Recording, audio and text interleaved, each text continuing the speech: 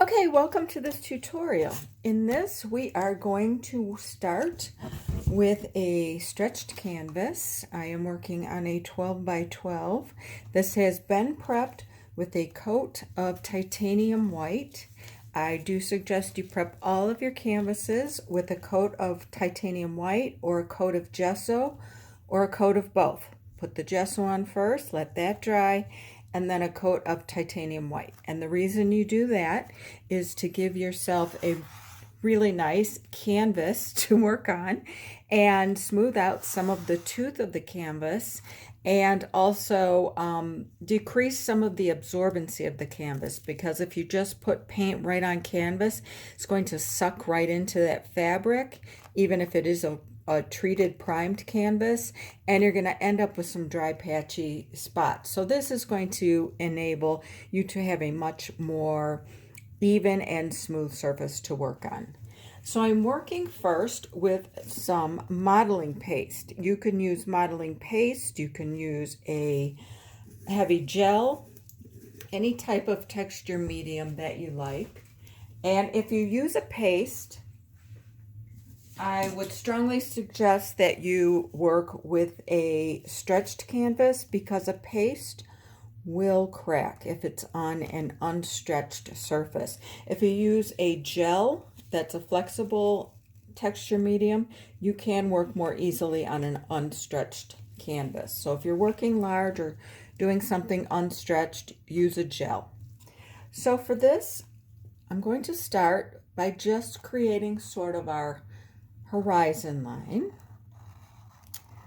where some of our waves are going to splash up in our abstract sort of seascape here.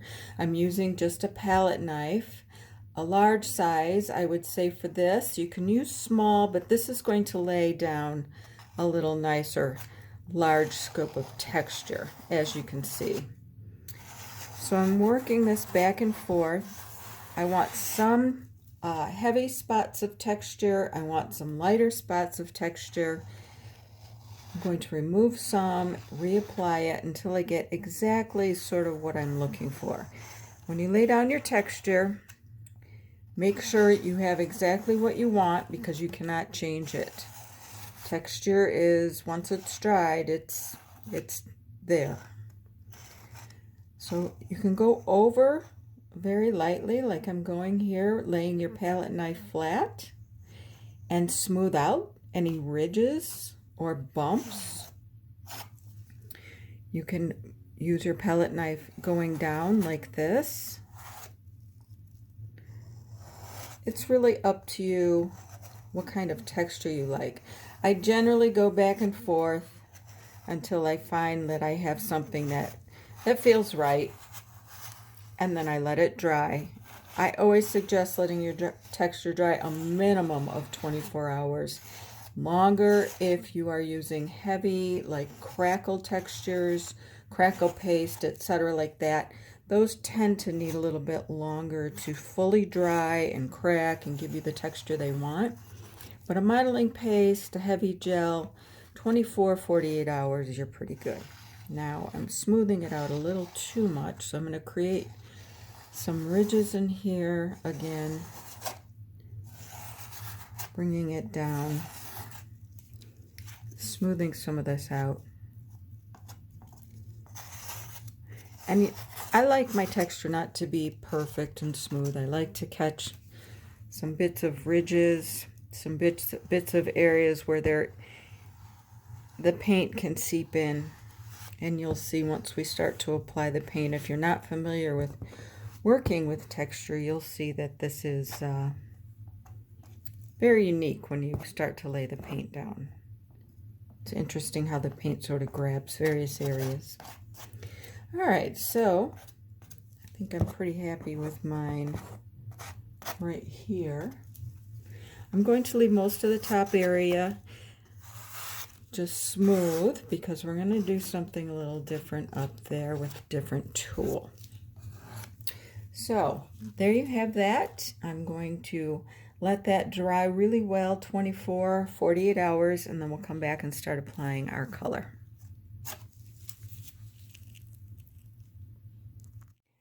All right, so our texture has dried on this canvas, and now I'm going to apply some paint. So what I have here is a blue. This is just a cobalt blue, primary blue, any just type of intense basic blue. And I have a bronze acrylic right here. And I'm going to mix those two together with a little water on my flat brush right there.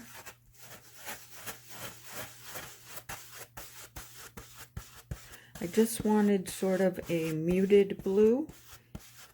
That bronze is going to give me just the hint of shimmer, but you can use whatever colors you like. I'm going to mist my canvas. This is fully dry. And I'm going to apply basically a fairly intense layer of the blue down here. And I have mixed with my brush. So I have, as you can see, the brown and the blue on my brush because I didn't use a different utensil to mix. I like that effect. If you don't want that, then use a different utensil to mix your paint and then make sure it's fully mixed really well, and then pick up a brush, a clean brush, and use it. I like those striations of color in my abstract, so I often will mix with the brush that I'm using. But if I wanted this to just be fully one color, no streaks of the bronze or anything, then I would absolutely mix it really well on my palette and then use a clean brush to apply. And that is one way you can get a very nice clean finish of one color. Now this looks kind of messy right now, kind of dry and dull. We haven't used any medium or anything yet because I just want to put down that base. And I want my base to have some depth to it. And I'm going to bring it all the way up like this on my sky. But I don't want a lot of color up here. This is going to be just a little bit of the blue and the blue down here. So we can come over this and work with it. Now what I'm going to do is take a clean utility brush. And these are just hardware brushes. This is clean, stained from many years of use. And it's dry. For this one, I'm going to just do a little paint removal and blending by just kind of scrumming this through my paint. Anywhere where perhaps I want a little more of a blend, or I can even remove a little bit of paint with this. Use it dry. If you use it wet, then you will just remove what you just put down. So if you use a dry brush like this, and these are very inexpensive, so they do get worn, but this one, like I said, I've had it for a while now, and I use it, and these are great just to pick up at the hardware store. I'm going to go over the top a little bit and keep that sort of blended a bit. Now, we're going to let this dry, and then we'll come back with another layer of color. All right, so we have let this fully dry 100%. Come and work on we're going to work on the bottom here a little bit of the artwork. So I have on my palette that we used yesterday the cobalt blue, some lavender, and I've wet my flat brush a little bit. Just going to go over my painting with a little bit of water from my brush.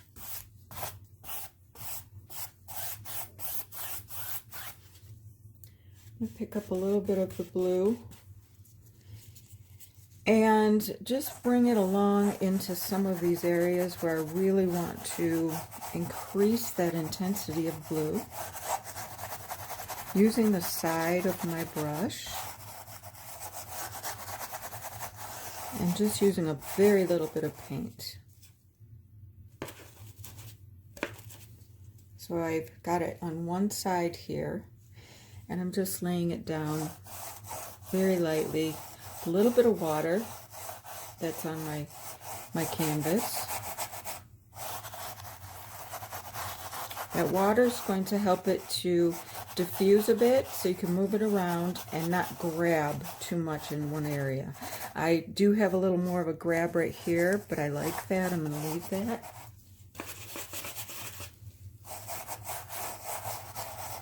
And this just adds another layer. Essentially, it looks like another layer of color, although we're working with many of the same colors. We're just laying them down in different ways and mixed differently. Go over this and just diffuse that a bit with the clean side of my brush. And that's one thing where you have one clean side of your brush and one side with paint. One side can go back and sort of act like an eraser if it doesn't have that paint on it. Alright, so use some paper towel just to blend that a bit. Alright, now I'll pick up a little bit of the lavender. Still working with that same brush, picking that up, going over just a few spots with that.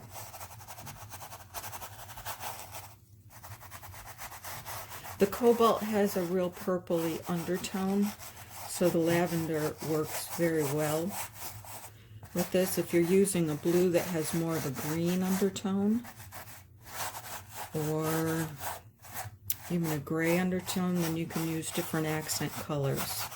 Like a green undertone would be real pretty with like a bright turquoise or teal. Or even a warm color like a sienna works great with that.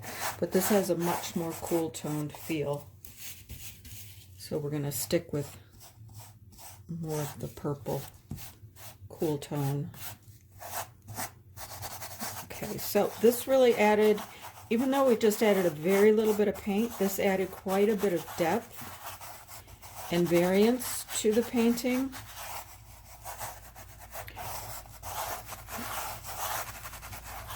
And again, you just kind of scrum back and forth.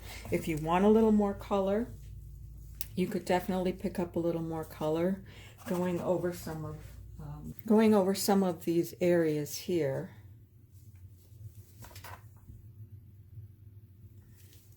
Just putting a very little bit on my palette, picking it up, and then just laying flat and working over some of the textured area will give you quite a bit more depth with that blue and highlight that texture beautifully. So it's really just a matter of using a light hand, working with small amounts of paint, and going back and forth until you get the effect that you're looking for. I'm going to let this dry. Then we're going to apply our final layers.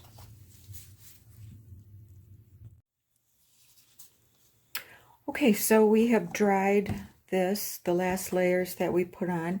We're going to add our highlights now, and since this is such a cool toned painting, I'm going to use a silver acrylic ink. You can use a straight silver acrylic or whatever color you prefer. To add some highlights, I'm using a clean flat brush, and I'm just going to pick up some of that ink on one side, just like we did on the last layer, working one side of paint and going over some of the raised areas of texture to hit that with just that metallic glimmer. It's going to read a little bit gray, but in the right light, it's definitely going to read as a metallic, a shimmer. And this is personal preference. If you really don't want any metallic on your painting, you don't have to do it. It's really pretty to add just some bits over raised texture that catch just in the light. Even if you're not a big metallic lover, it is pretty to either add it underneath coming out or just as little bits on that raised texture. Again, personal preference. And don't add too much. Don't go overboard when you're just adding highlights. Just want a little bit. All right, so that has really, you can see in the different light, picked up quite a bit of just a little bit of shimmer in areas. The top is pretty much done. We did our clouds, and the blue is still reading through up here. So I'm going to call this done. This is going to now get a good final glaze just to give it a real pretty sheen, and then of course a varnish. And you would finish your sides off. You could finish those off in any color you like. I'll probably leave this, finish this off in a white and leave it because it is sort of an airy painting, but you could do any color that you really like on those sides, of course. So we'll let this dry.